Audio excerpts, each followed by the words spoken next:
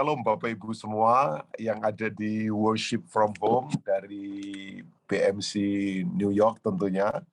Ini untuk kesekian kalinya Tuhan mempercayakan saya.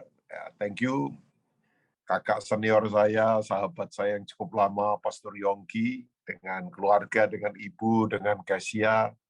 Ini satu anugerah ya. Dan saya tadi surprise juga mendengar ada beberapa pendeta senior yang ikut di Zoom ini juga ya. Salam kenal semuanya yang ada di New York tentunya, di LA maupun di Toronto, ada yang dari Surabaya dan mungkin beberapa tempat yang lainnya. Nah, saya bersyukur tanpa merasa bahwa sok tahu atau sok pinter sama sekali enggak ya, tapi sebagai hamba Tuhan berbagi apa yang menjadi kerinduan hati Tuhan tentunya buat kita semua. Nah, saya hari ini sharing masih berkenaan dengan kenaikan Yesus, Ascension Day. Ya, pertanyaannya kan sebetulnya sederhana kan. Apa sih pentingnya kok sampai Yesus naik ke surga? Gitu kan ya. Itu kan sebuah pertanyaan kok nggak langsung saja tetap di sinilah ya. Kok kenapa dia mesti naik ke surga? Nah, kalau Bapak Ibu belajar sebetulnya kenaikan Yesus ke surga itu sebetulnya kalau Bapak Ibu nggak tahu pernah dengar nggak istilah handover begitu ya dalam kemiliteran ya. Kalau pasti mungkin Bapak Ibu yang punya keluarga ya tentara atau polisi sering dengar istilah namanya sertijab. Sertijab itu bukan nama orang dari Pasuruan loh, sertijab itu ya. Sertijab itu artinya serah terima jabatan. Nah, itu tuh ya. Jadi sertijab. Misalnya Pangdam lama diganti Pangdam baru misalnya, atau Kapolda lama diganti Kapolda baru. Itu biasanya salah satu tandanya adalah Kapolda baru dikasih tongkat itu kan, tongkat komando atau tongkat otoritas. Tapi kan itu tandanya saja. Sebab kemudian sebetulnya yang penting adalah ini dia, Kapolda baru atau Pangdam baru harus menyelesaikan masalah-masalah yang memang harus diselesaikan. Ya kan? Misalnya ada kelompok separatis apa, radikalisme mana, atau persoalan konflik sosial apa yang belum selesai. Nah, itu tugas dari Pangdam atau Kapolda baru. Nah, waktu Yesus kemudian naik, kan dia serahkan ini buat kita. Dia sudah selesaikan. Oh jelas, dia sudah selesaikan keselamatan, penebusan, ya kemudian semua hal, ya kuasa neraka dia sudah selesaikan semua, kematian sudah dihancurkan. Nah, ini memang waktunya untuk gereja kemudian harus bergerak, memenuhi bumi dengan kemuliaannya. Ya sayangnya kalau nggak hati-hati ya, gereja sekarang suka menantikan kedatangan Tuhan kedua kali, sementara Tuhan menantikan kita bergerak. Jadi ini siapa yang menunggu siapa sebetulnya, ya kan? Ya yang saya takut orang second coming itu karena mau lari dari kenyataan hidup yang makin susah. Udahlah Tuhan datang saja yang cepat, ya kan? Apalagi yang jomblo belum dapat pasangan-pasangan, aduh udahlah ya, pengangkatan sajalah ya supaya cepat diangkat, ya kan? Bisa saja kelihatannya rohani tapi sebetulnya bisa nggak rohani loh. Jadi siapa menunggu siapa? Ya gereja menanti terus kedatangan Tuhan. Sementara Tuhan menantikan kita bergerak untuk memenuhi bumi ini dengan kemuliaannya. Oh, Tuhan datang pasti. Tapi kan kita nggak tahu waktunya kapan.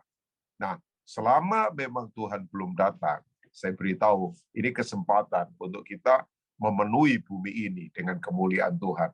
Karena tanggung jawab ini sudah diserahkan kepada kita sebagai gereja. Ya, nah, Lukas itu kalau menurut saya penulis Injil yang juga sangat detail dan komplit. Ya, dia ceritakan kelahiran Yesus sampai kematiannya, kebangkitannya, bahkan kenaikannya. Penulis yang lain nggak terlalu detail soal ini ya.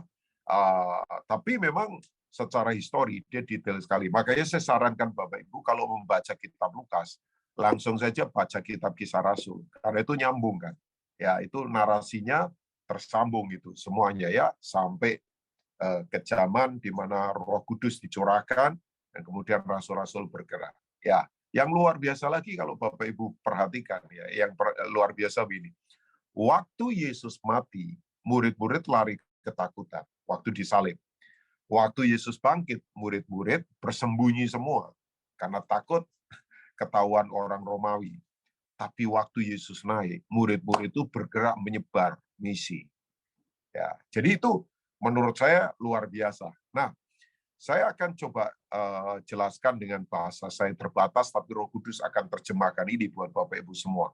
Ya, kita coba lihat Lukas pasal yang ke-24, ya, mulai ayat yang ke-50 sampai ayat yang ke-53. Nanti saya akan singgung sedikit juga tentang Pentakosta ya. Lalu Yesus membawa mereka, maafkan, saya ketutup itu di screen saya sebentar. Maksudnya kelihatan, tapi sebentar, saya akan baca di Alkitab saya, maafkan Bapak Ibu ya. Oke. Lalu Yesus membawa mereka keluar kota sampai dekat Betania. Di situ ia mengangkat tangannya dan memberkati mereka. Dan ketika ia sedang memberkati mereka, ia berpisah dari mereka dan terangkat ke surga.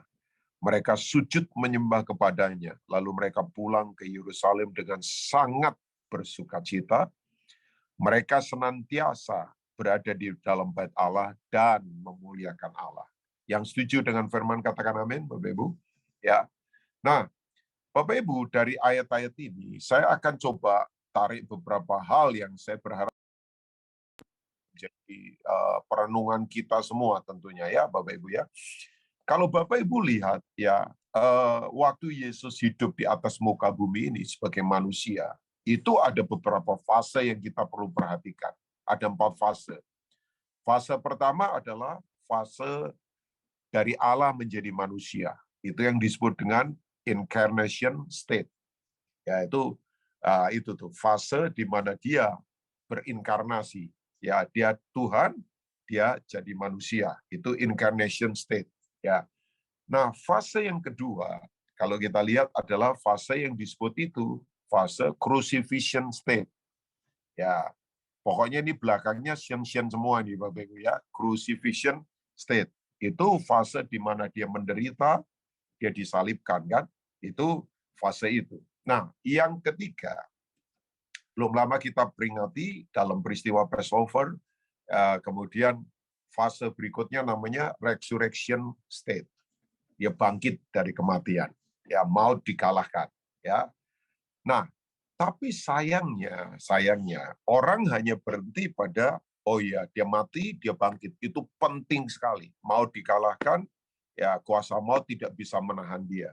Dia mati, dia bangkit. Ya, satu-satunya yang sulung yang bangkit dari kematian itu hanya Yesus. Tapi kita harus kemudian fokus kepada fase berikutnya. Nah, ini penting sekali. Fase ini namanya adalah fase coronation state. Nah, itu berasal dari kata dasar yang sekarang lagi melanda dunia belum lama ini dalam bentuk pandemik namanya corona kan. Ya. Nah, coronation itu kan kita tahu ini adalah fase penyematan bahwa dia adalah raja. Ya, he is the king of kings. Dia adalah memang penguasa, dia raja dalam kehidupan kita.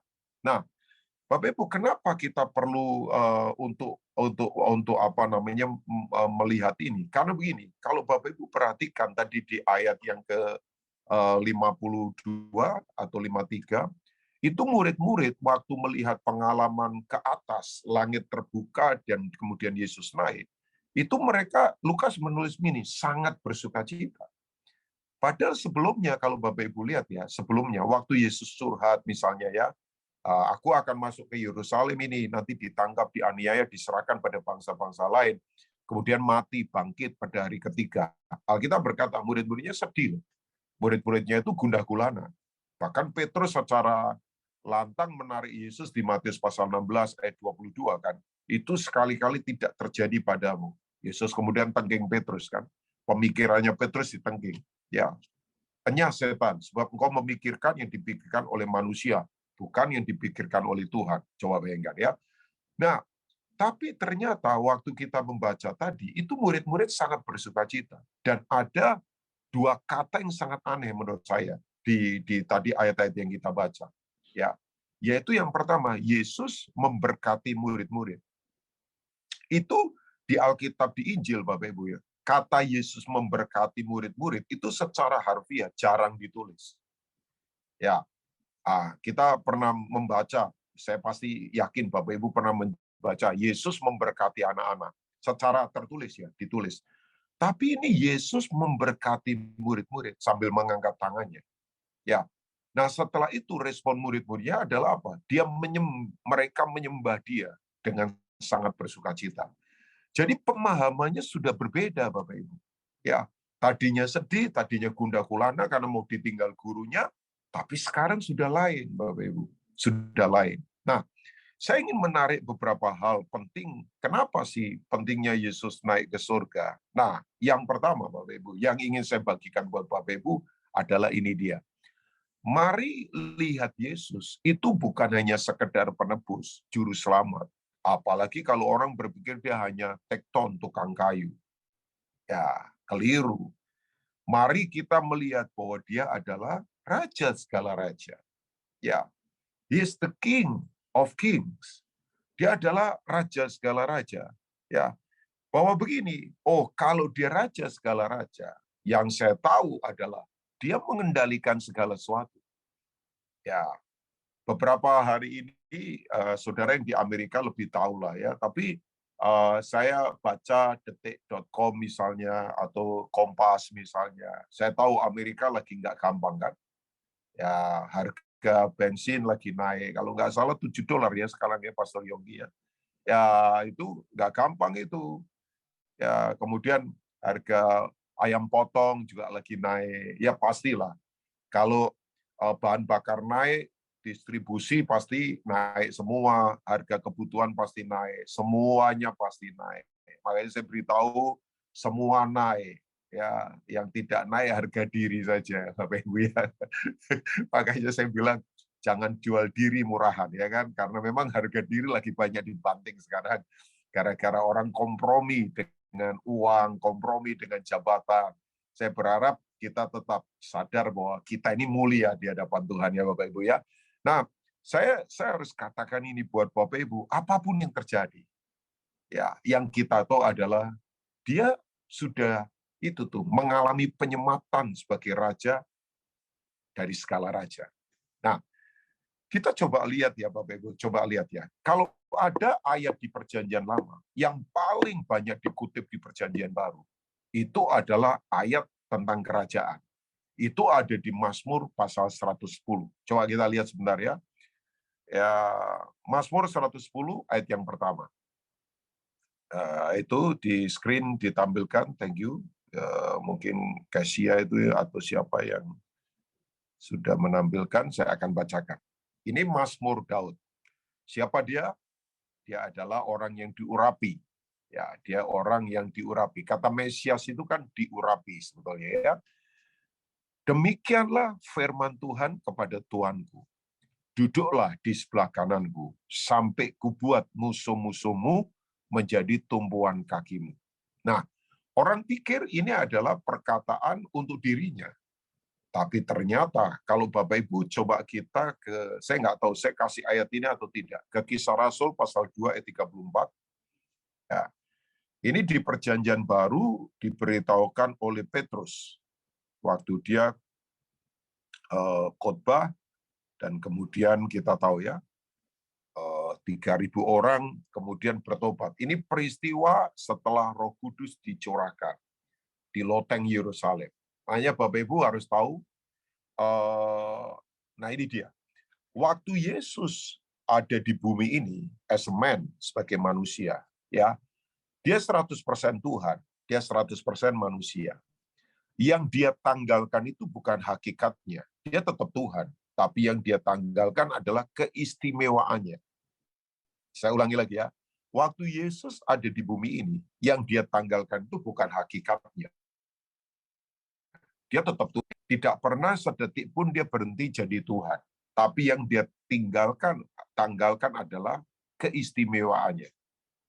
Ya dong, keistimewaannya dia tanggalkan. Misalnya, agak aneh pemikiran ini. Yesus memulai pelayanan melakukan mujizat setelah apa? Setelah Roh Kudus turun dalam hidupnya. Yaitu di usia 30, dia kemudian dibaptis di Jordan, dan kemudian kita tahu Roh Kudus turun dalam bentuk seperti merpati. Roh Kudus bukan merpati ya Bapak Ibu ya, tapi seperti merpati. Nah, sejak itu, wah, dia melakukan banyak hal yang luar biasa. Ya. Nah, kemudian banyak hal. Soal misalnya kehadirannya. Waktu Yesus ada di Palestina waktu itu, Yesus itu ada di Yudea, Galilea, kemudian dan sekitarnya. Itu kan dia terbatas, fisikal dia ada di situ saja. Ya kan? Karena memang dia tanggalkan itu keistimewaannya. Ya, dia maha hadir, dia maha kuasa, tapi waktu jadi manusia, dia tanggalkan itu. Coba bayangkan, ya, dia batasi kehadirannya. Nah, sekarang dia tidak terbatas. Makanya dia berkata, aku kirim rohku. Aku tidak meninggalkan kamu yatim piatu. Nah, Roh Kudus itu roh kerajaan, Bapak Ibu. Ya, makanya Bapak Ibu pastilah Pastor Yongki dan yang lain pernah mengajar. Pantekosta itu kan sebetulnya bukan milik gereja Pantekosta. Ya, orang pikir Pantekosta itu hanya milik gereja karismatik Pantekosta. Enggak, kata Pantekosta kan Bapak Ibu tahu ya, itu artinya hari ke-50 kan. Ya kan? Peristiwa apa itu? Ya, kita tahu Israel keluar dari Mesir, mereka hanya sekumpulan budak, belum jadi bangsa. Kapan jadi bangsa? Ketika hukum Dasatita, Dekalog itu turun di Gunung Sinai. Itu di hari yang ke-50. Nah, hukum itu tertulis di luar. Tapi kan manusia kemudian memberontak, bayangkan.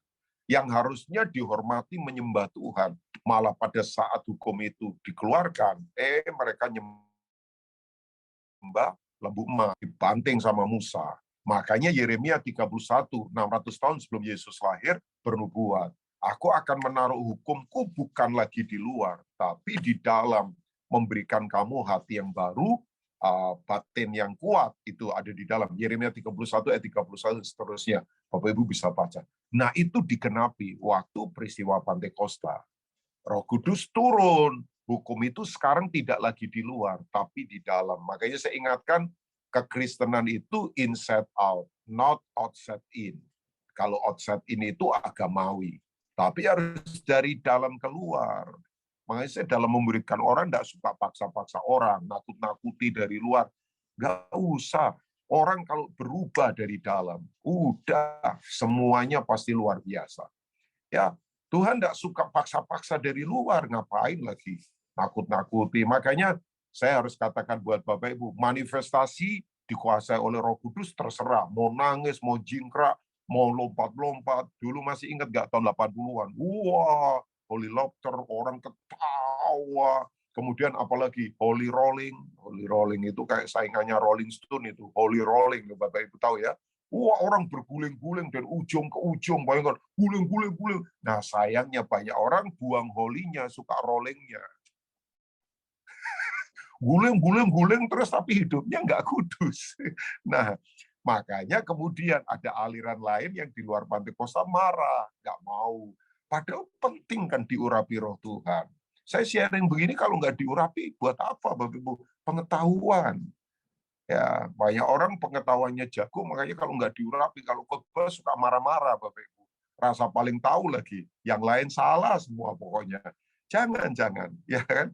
Rolling nggak apa-apa, holy rolling nggak apa-apa, tapi yang penting jangan buang holinya. Ya kan?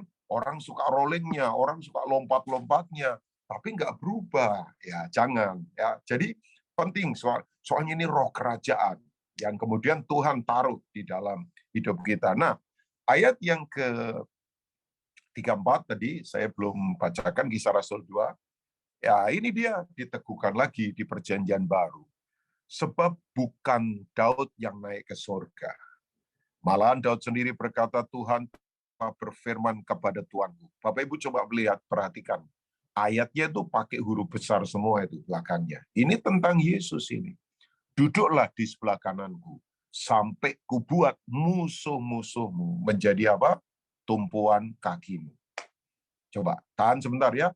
Nah, ini Mazmur 110 sama Kisah Rasul 2 ini secara teologi agak aneh. Anehnya begini, Bapa bicara sama Tuhan, Tuhan bicara sama Tuhan ini. JHVH bicara sama Adonai. Nah, itu tuh. Aneh kan itu ya. Jadi ini Bapa bicara sama anaknya, Tuhan bicara sama Tuhan. Nah, ini tentang Yesus, Bapak Ibu. Nah, kalau Bapak Ibu misalnya saya enggak usah membaca, ya mungkin saya kasih ke itu Ibrani pasal 10 kalau nggak salah ya. Kalau nggak salah, kalau ada boleh ditampilkan ayat 12 ya. Ibrani 10 ayat 12. Oh, ada ya. Nah, ini diteguhkan lagi. Makanya tadi saya katakan ya, kalau ada ayat di Perjanjian Lama yang paling banyak dikutip di Perjanjian Baru adalah ini, Mazmur tentang penyematan seorang raja, Raja Imam. Itu nggak tahu kalau di King James, title-nya ditulis apa itu Mazmur 110. Tapi kalau di LAI memang ditulisnya penobatan Raja Imam. Dia tidak hanya sekedar biasa, raja biasa, dia Raja Imam. Tetapi setelah ia mempersembahkan hanya satu korban saja karena dosa, ia duduk untuk selama-lamanya di sebelah kanan Allah. Ayat 13, kita baca sama-sama, ini buat kita. BMC New York juga, ini buat Bapak Ibu semua, dimanapun Bapak Ibu sekarang berada. Dan sekarang ia hanya menantikan saatnya, di mana musuh-musuhnya akan dijadikan tumpuan kakinya. Wow, Bapak Ibu bersuka cita. Pertanyaan saya, kita ini siapa? Kita ini tubuhnya. Ya, kaki itu bagian tubuh enggak? Bagian tubuh. Makanya kan begini yang aneh. Gereja menantikan Tuhan datang terus, sementara Tuhan menantikan gereja bergerak. Yuk, sekarang waktunya. Karena sudah sertijab. Kuasa ada pada kita, otoritas ada pada kita, sumber kita tidak terbatas. Saya beritahu yang ada di BMC New York ini, jangan takut, resources kita tidak terbatas. Saya orang ukur berkat itu hanya duit melulu sih. Jangan. Ada banyak hal besar yang Tuhan berikan.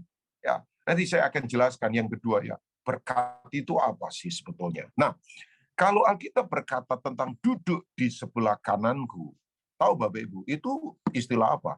Itu adalah the position, itu adalah a place of power and authority in our life. Jadi kalau Alkitab bicara tentang duduk di sebelah kananku, itu bicara tentang posisi, tempat, kuasa, dan otoritas yang tidak terbatas. Ya, makanya wrong kalau orang melihat bahwa Yesus hanya juru selamat. Dia Tuhan, dia Raja, dia berdaulat. Saya kemarin tuh lagi perenungan di Matius 22. Saya kemudian kagum loh, kagum. Bapak Ibu pernah baca Matius 22 enggak? Tentang perjamuan kawin. Itu kan raja mau nikahkan anaknya. Dan raja itu memang senangnya pesta. Dan kalau raja pesta, Bapak Ibu, waduh, sudah semua excellent. Ya kan? Makanya narasi di Alkitab itu ada dua saja. Kalau kita membaca Alkitab dari Kejadian sampai Wahyu. Narasinya adalah yang pertama, Tuhan itu raja yang tinggal di kerajaan yang tidak tergoncangkan. Goncang saja enggak, apalagi bangkrut. Ya, saya ulangi lagi. Tuhan itu adalah raja yang tinggal di kerajaan yang tidak tergoncangkan. Tapi yang kedua, narasi yang kedua adalah Tuhan itu yang adalah raja, mau berfellowship dengan kita. Dia mau berperjamuan dengan kita, Bapak Ibu. Makanya kalau Bapak Ibu membaca di ayat 4 dari Matius 22, kita terkagum-kagum. Dia berkata sama hamba-hambanya, beritahu orang-orang, hidangan semuanya lengkap tersedia. Apa yang kita perlukan, itu semua sudah disediakan. Sayangnya orang yang diundang itu ini nggak mau datang karena egois kan. Itu seperti iklan Sprite zaman dulu ya. Sprite pernah punya iklan pernah ya. Ku tahu yang ku mau. Ya, pokoknya aku terus itu. Diundang, aku sibuk. Diundang, aku baru nikah. Diundang, aku ada yang lain. Ya kan? Nah, itu tuh, karena orang egois. Padahal raja itu mengundang kita untuk pesta, berperjamuan bersama dia. Dan kalau raja pesta, ya ampun, excellent Bapak Ibu. Udah, semua sudah tersedia. Ya, makanya kalau kita melihat ini, wah, kita akan sungguh-sungguh sadar, oh iya, iya, iya. Dia raja yang berdaulat. Dia mengendalikan segala sesuatu. Nggak usah takut. Saya duduk belum lama ini dengan, ya saya sebut kakak rohani saya, karena usianya kira-kira ya 7 tahun di atas saya. Awal saya pindah ke Tangerang 2002. 2003 dia samperin saya. Ya, jadi sudah cukup lama saya kenal, dari 2003, bayangkan. Sudah 19 tahun saya kenal beliau. Nah, terakhir ini agak lama nggak ketemu. Sampai satu kali saya khotbah di gereja di mana dia menjadi diaken. Dia berkata, Pak Rubin makan yuk. Saya bilang kalau makan tuh paling asik gitu. Sebab makan kan bagusnya mulut terbuka, hati terbuka kan. Ah itu tuh. Makanya ngajar orang paling enak di meja makan. Oh iya ya. Ah iya dong. Mulut terbuka, hati terbuka. Udah. Lamar istri kan di meja makan. Masa di bis kota desek-desekan kan nggak mungkin ya Bapak Ibu ya. Nah, makanya betul ya. Orang yang mengangkat tumit di meja makan biasanya kerasukan setan. Nah itu Yudas Iskariot itu. Itu kan meninggalkan koinonia, persekutuan orang percaya. Makanya hati-hati di sini. Jangan ada yang meninggalkan persekutuan orang percaya. Bisa kesurupan nanti Bapak Ibu ya. Itu penting, komunal itu penting. Nggak boleh hidup sendirian. Nggak ada Superman. Itu karangannya Hollywood. Yang ada Superman. Nah, itu orang Indonesia. Itu.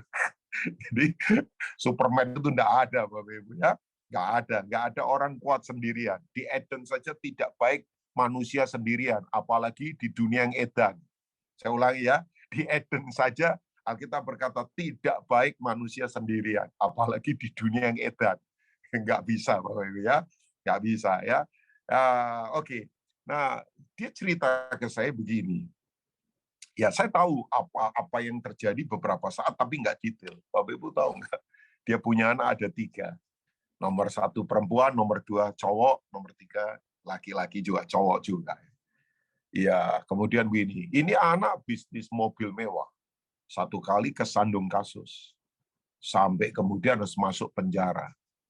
Aduh, itu miliaran rupiah harus dihabiskan untuk ngurus kasusnya.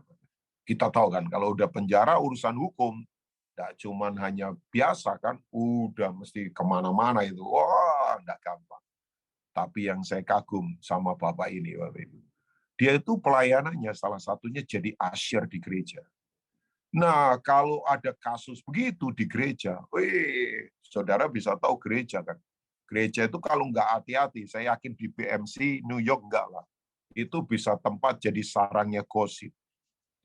Ya kan, gosip. Waduh, gosip itu kan, ya tahu Bapak Ibu ya, digosok makin sip Bapak Ibu ya. Jadi itu gosip. Gosok-gosok makin sip. Berita ini jadi beritanya, wah jadi lebih luar biasa lagi. Dia bilang sama saya begini, Pak Rubin tahu nggak? Saya itu tetap berusaha untuk tekun dan setia. Hanya Bapak Ibu, tekun setia itu penting banget. Dia berkata, setiap kali salamin orang, kaki saya goyah, mau roboh saya ini. Tapi saya enggak, saya tetap fokus pada Tuhan. Oh ya, pelayanan asyir itu Bapak Ibu pikir biasa? Enggak. Orang jemaat itu pertama kali masuk gereja ketemunya asyir. Makanya asyir ini jangan cemberut-cemberut Bapak Ibu. Transfer itu Bapak Ibu. Yang bersuka cita. Ya, saya suka ketemu Pak Yonggi. Selalu bersuka cita. Ya, selalu semangat. Tapi betul memang, asyir itu penting. Saya pernah ketemu satu gereja. Orang dilawat Tuhan. Orang bisa dilepaskan dari kerasukan gara-gara disalami asyir di depan. Wih, itu kan sebelum ketemu WL, ketemu pemusik, ketemu pendeta terakhir lah. Setelah asyir pasti WL kan. Setelah ya kan, paling akhir lagi pengedar kantong kolektor. Itu biasanya itu step berapa itu ya? Karena asyir dulu, baru WL, pemusik, baru pendeta. Nah, pengedar kantong kolektor itu step terakhir itu biasanya ya, ketemunya itu. Nah, apalagi pengedar kantong kolektor juga mesti hati-hati. Saya pernah di gereja, ya belum ngasih kolektor, diplototin terus ditungguin begitu. Saya bilang, aduh ini luar biasa ini ya. Pasti keturunannya Yudas atau apa, saya nggak tahu juga kan, pengumpul uang dia. Nggak bercanda saja Bapak Ibu ya, cuman bercanda saja. Tapi Bapak Ibu tahu nggak, dia berkata Tuhan itu dahsyat Pak Rubin.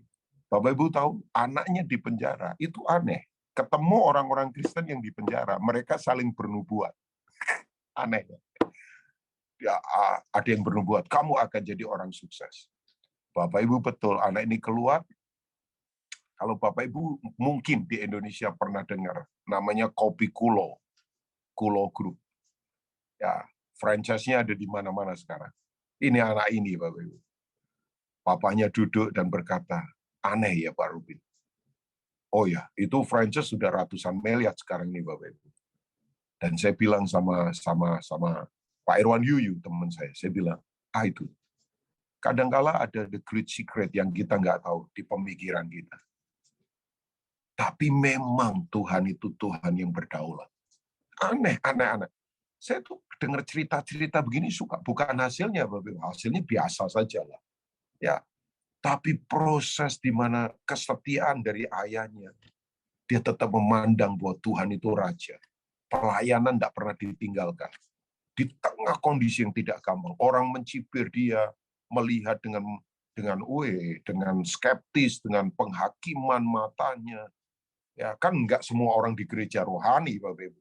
Enggak semua orang di gereja rohani. Tapi Bapak Ibu dia berkata, kaki saya tetap tegakkan dalam Tuhan. Oh goyah, goncang, mau roboh setiap salamin orang. Tapi dia berkata enggak, saya mau tetap pandang Tuhan. Ya, saya berkata wow. Nah, saya ingatkan buat kita, yuk Bapak Ibu, lihat dia. Siapa dia, Bapak Ibu? Dia pegang kendali. Ya, duduk di sebelah kanan Bapak itu adalah sekali lagi the position, a place, ya, of power and authority. Itu ada pada kita, Bapak Ibu. Dia berikan buat kita. Tapi yang kedua, Bapak Ibu, yang saya kagum ini, dia suruh kita untuk bergerak, tapi dia memberkati kita. Tadi kan ayat 50 sampai 51 diulang 2 kali. Tuhan memberkati sementara dia naik ke surga. Ya, Tuhan memberkati. Bapak Ibu tidak usah takut. Tuhan selalu memberkati kita. Nah, berkat itu saya nanti akan kasih contoh. Itu nyata, Bapak Ibu. Berkat itu nyata. Tapi kan begini, kata berkat itu berasal dari 2 kata kan. Ya, yang suka belajar pasti tahu. Yang pertama berasal dari kata barak. Ya, kok kayak pujian Pak Robin? Betul. Ya, dari kata barak itu muncul beberapa kata, toda, proskuneo, dan sebagainya. Ya, makanya aku mau memberkati Tuhan. Itu sebetulnya aku mau memuji Tuhan. Kan? Itu bahasanya Mazmur seringkali muncul kata-kata itu. Tapi kata yang kedua adalah itu. Kata kedua adalah yang disebut dengan berkah. Berkah. Ya, ini bahasa Arab sebetulnya ya, karena Ibrani dan Arab itu kan bahasa yang nggak jauh sebetulnya ya.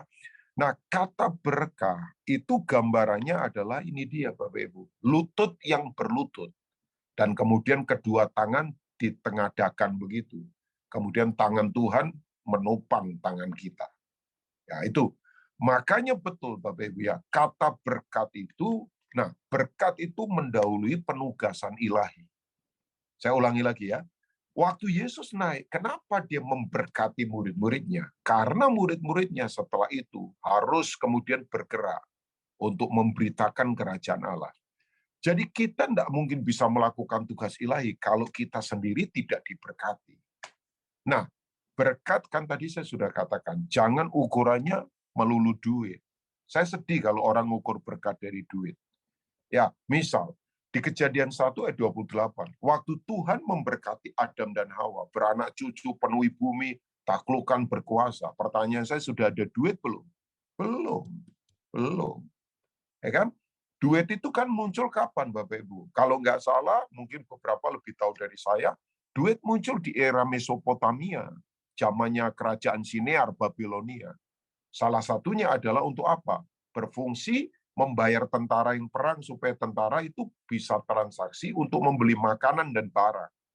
Ya, nah yang benar kan duit itu memang harus dibuat lewat itu logam emas, perak atau tembaga, punya nilai kan.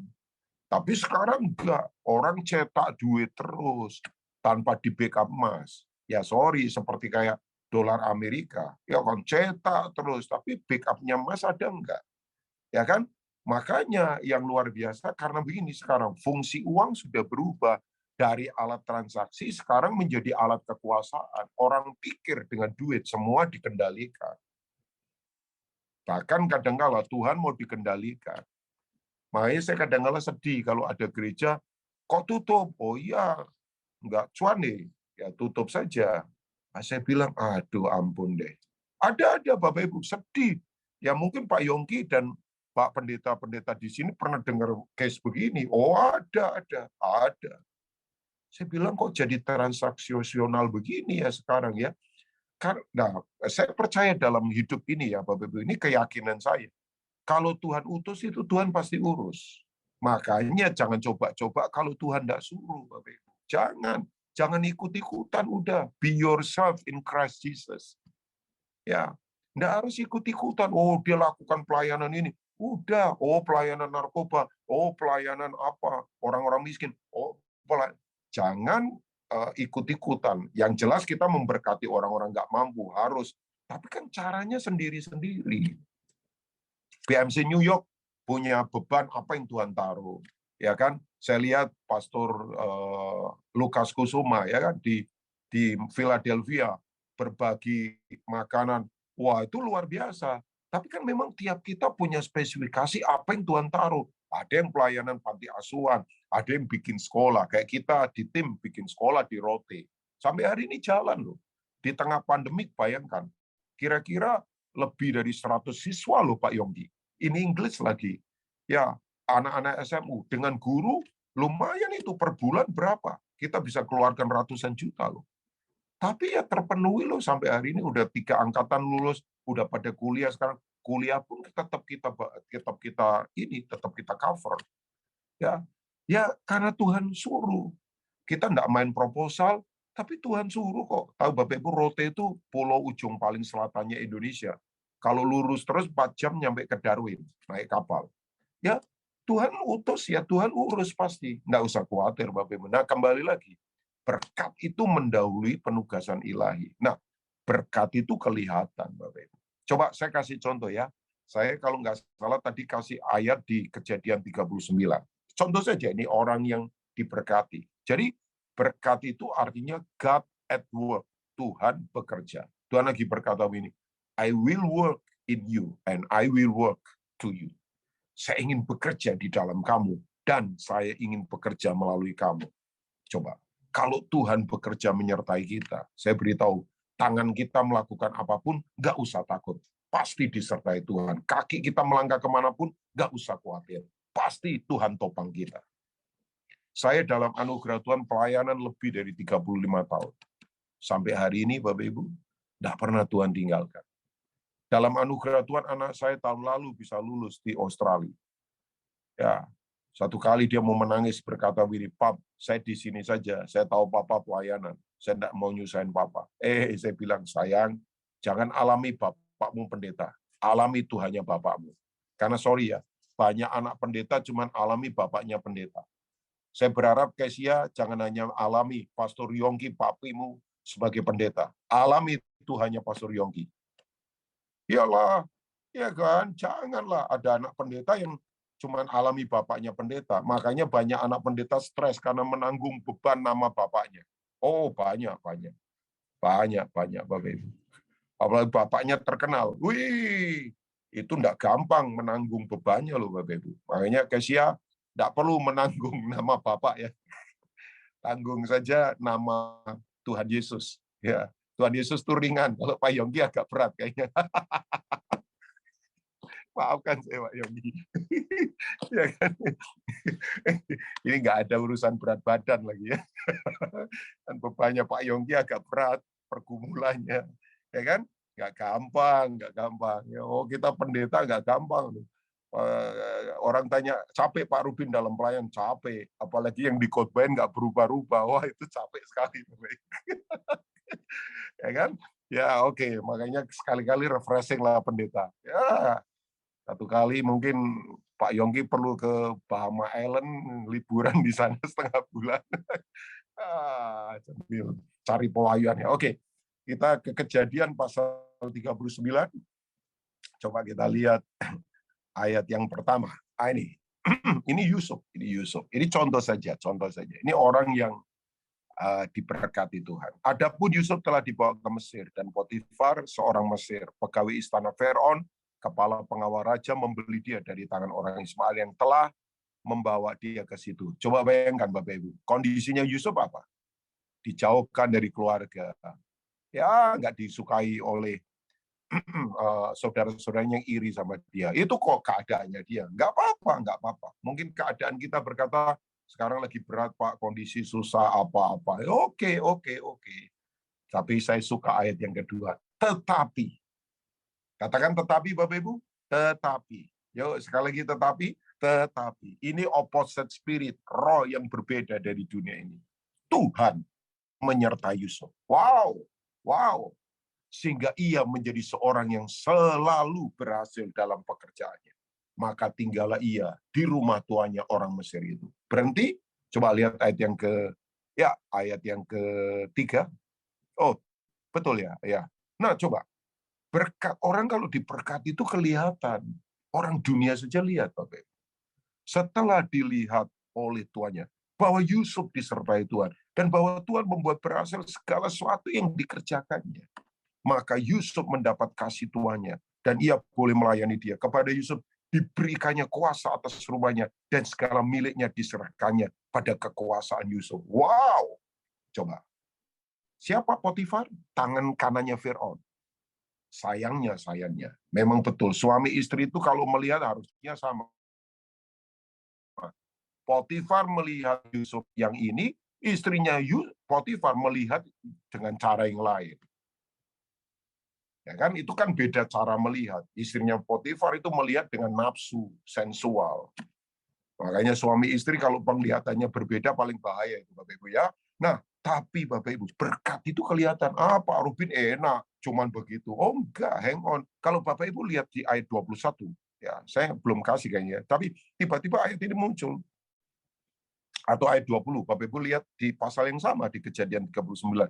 Lalu Yusuf ditangkap oleh tuannya dan dimasukkan ke dalam penjara, tempat tahanan-tahanan raja dikurung. Demikianlah Yusuf dipenjarakan di sana. Saya tadi belum kasih ke Pastor Yongki, maafkan, karena memang saya nggak bermaksud baca ayat ini, tapi supaya memberitahu pada saudara, ini dia difitnah loh Bapak Ibu. Ngeri, kondisinya Yusuf itu nggak gampang, difitnah. Difitnahnya kemudian masukkan kemana? Tahanan bukan orang maling ayam, ini tahanan politik. Kayak sekarang ini anggota DPR yang ditahan oleh KPK, oleh apa, coba ada di sana. Nggak gampang, Bapak Ibu. Tetapi Alkitab berkata ini, tetap menyertai Yusuf, ayat 21, dan melimpahkan kasih setianya kepadanya, dan membuat Yusuf kesayangan bagi penjara itu. Jadi artinya begini, dibuang ke sumur, difitnah keluarganya, nggak disukai oleh saudara-saudaranya, karena mereka iri sama Yusuf, kemudian apa? Di penjara. Wah, proses yang begitu. Ternyata itu persiapan semua untuk Yusuf naik pada level yang baru. Dia jadi orang yang punya pengaruh atas sebuah bangsa. Saya berbuat Bapak Ibu ya, jangan batasi Tuhan Bapak Ibu. Ya, jangan berkata ini, aku ini kecil, kayak lilin kecil ditaruh di kamar kecil untuk urusan kecil, ketiup angin kecil, mati aku. Jangan. Jangan. Itu kelihatannya kayak rohani, tapi itu play victim. Sorry, saya beritahu jemaat yang ada di New York ini, tolong yang di Toronto, yang di LA, jangan merasa jadi korban. Kita bukan victim, kita victor dalam Kristus. Ya, saya enggak mau play victim. Oh ya, orang play victim itu maunya egois, dikasihani terus. Aku susah, nggak ada yang sesusah aku. Udah susah, kesaksian paling susah itu aku sudah. Udah susah. Nggak ada yang lebih berat dari aku. Jangan. Lihat siapa dia.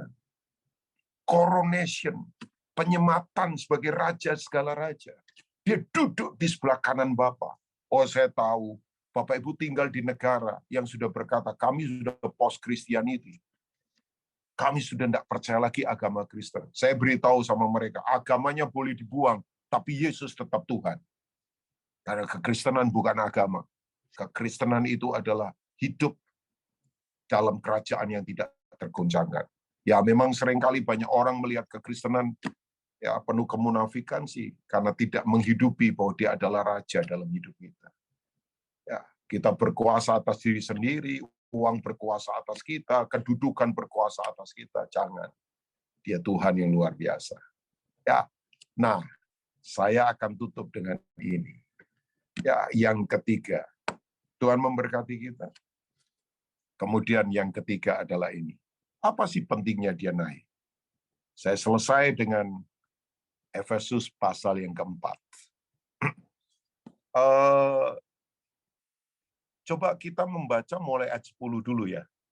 Saya itu sudah kasih tahu tadi ke Pastor Yongki dari ayat 8 sampai ayat yang ayat 12 kali ya. Tapi saya ingin membaca mulai dari ayat 10 dulu, nanti naik ke ayat 8. Nggak masalah ya, sebetulnya membaca begitu pun nggak masalah. Karena kalau Bapak Ibu tahu kan, Alkitab itu dulu kan kitab itu nggak ada ayat atau pasalnya. Itu kan surat. Surat itu dari ujung ke ujung kan. Nah, dibuat pasal dan ayat supaya orang membacanya lebih gampang itu saja. Tapi kan ini surat sebetulnya. Nah, coba kita lihat ayat yang ke-10 dulu dari Efesus pasal yang keempat. Ini ada rahasia yang menurut saya kelihatannya orang pikir biasa, tapi ini menurut saya powerful Bapak Ibu. Coba kita lihat ya.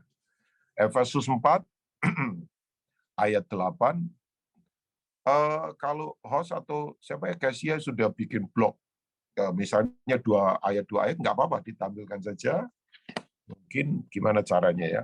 Coba saya ingin membaca mulai ayat 10, Efesus 4 ya. Coba kita lihat. Efesus 4 ayat yang ke-10, saya bacakan ya.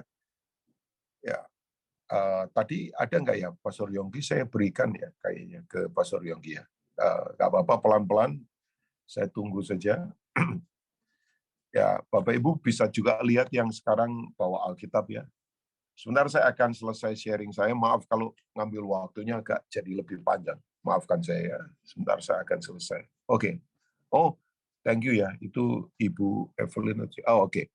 Nah, ia yang telah turun, ia juga yang telah naik jauh lebih tinggi daripada semua langit untuk memenuhkan segala sesuatu. Tadi saya sudah jelaskan. Ya. Nah, ayat yang ke-9 boleh saya mundur ke belakang, ayat 9. Nah ini dia, thank you ya. Bukankah ia telah naik? Berarti bahwa ia juga telah turun ke bagian bumi yang paling bawah. Itulah sebabnya, kata Nas, ayat 8, tak kala ia naik ke tempat tinggi, ia membawa tawanan-tawanan, ia memberikan pemberian-pemberian kepada manusia. Pertanyaan saya begini, Bapak Ibu. Apa sih pentingnya dia naik?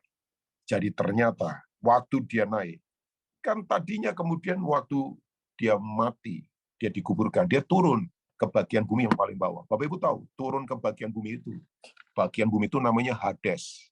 Itu dunia orang mati. Nah, apa yang Yesus lakukan di situ? Ada 2. Yang pertama, dia lagi announce. Dia berkata, "Hai maut, kuasamu sudah aku kalahkan. Neraka sudah aku hancurkan." Makanya Bapak Ibu kita punya kepastian. Kita ini kemana setelah mati? Ya jelas sudah, kita tahu kita kemana. Ya, kita kembali kepada dia bersama dengan dia.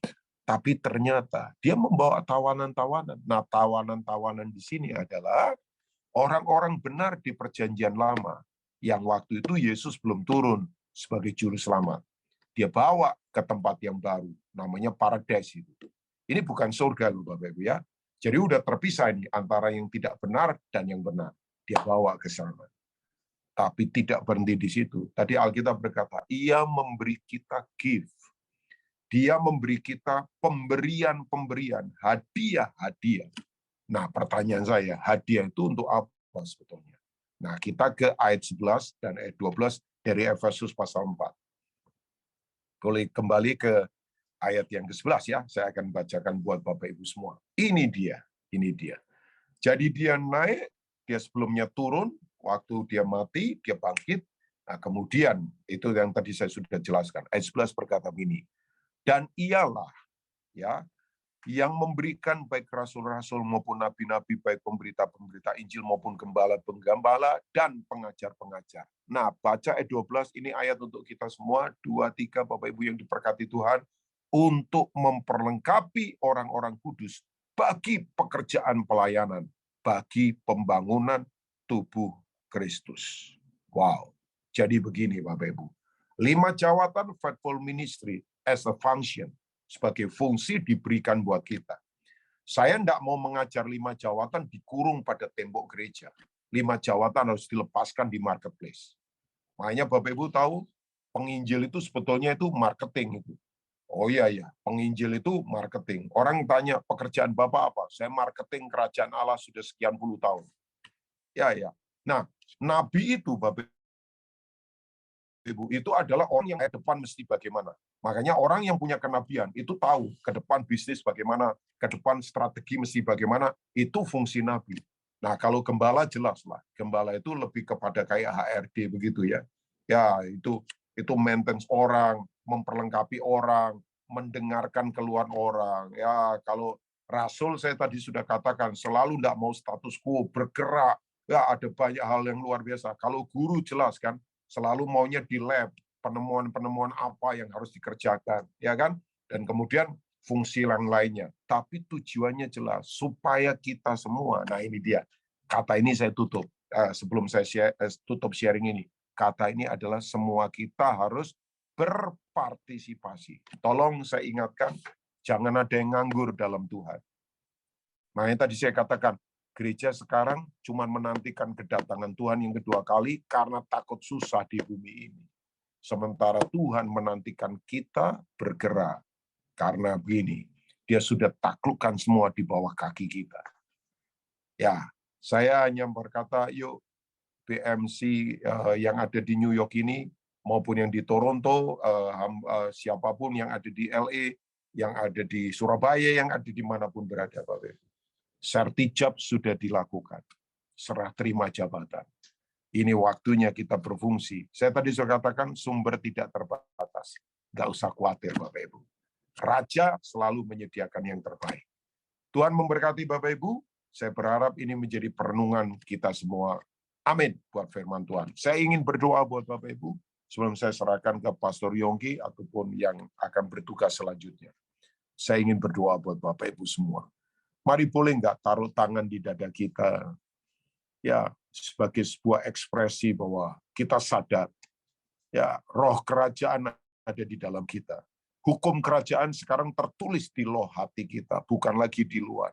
Kita punya discernment spirit, nggak usah takut Bapak Ibu. Kita punya roh yang membedakan, supaya kita sungguh-sungguh punya strategi yang kuat di depan. Tuhan hamba berdoa untuk semua kami yang ada di Zoom Fellowship pada hari ini, di waktu pagi di Indonesia maupun malam yang ada di Amerika. Hamba berdoa Tuhan, kuatkan hati setiap kami. Kami sadar bahwa Engkau adalah Raja segala Raja. Mengalami coronation, penyematan bahwa Engkau Raja. Engkau berdaulat, mengatasi segala sesuatu. Bahkan semua sudah ditaruh di kakimu Tuhan. Engkau duduk di sebelah kanan Bapa. Itu tempat yang penuh otoritas dan kuasa. Apa yang kami takutkan? Kami mau tetap memandang kepada Tuhan. Hari ini yang gelisah, kuatkan kami. Hari ini yang gentar, tegakkan kami. Hari ini yang pesimis, tawar hati, kuatkan, membara lagi kami. Kami bukan pengangguran di bumi ini. Kami bukan orang kalah di bumi ini. Kami tidak mau jadi korban. Kami adalah pemenang dalam Tuhan. Berkati umat-Mu, sembuhkan yang sakit, kuatkan yang lemah sekali lagi. Berkati Pastor Yongki dan keluarga juga, pendeta-pendeta yang lain yang ada di sini Tuhan, berkati setiap kami, kuatkan setiap kami. Kami mau tetap mengerjakan kehendak Tuhan, memenuhi kota bangsa bumi ini dengan kemuliaan Tuhan. Dalam nama Tuhan Yesus. Amin.